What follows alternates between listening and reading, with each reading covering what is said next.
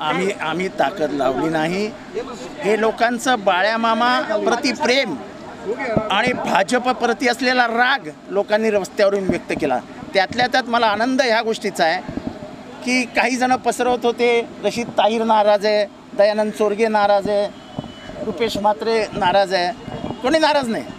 आणि हे तर आमच्या घरचेच आहेत, हे आमच्या घरचेच आहेत, त्यामुळे नाराजीचा काही प्रश्नच नाही। उमेदवारी अर्ज दाखलपर्यंत प्रत्येकाला अधिकार असतो आपलं आपलं नशीब आजमावायचा। आज उमेदवारी अर्ज दाखल झाला, आपण रस्त्यावर बघितलं केवढी तुफान गर्दी होती।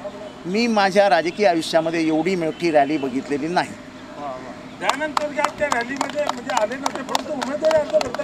दयानंद चोरगेंच्या घरी लग्न होतं, ते लग्नाला गेले होते, त्यांनी मला फोन केला होता, मला म्हणाले होते की मी लग्नाला जातो।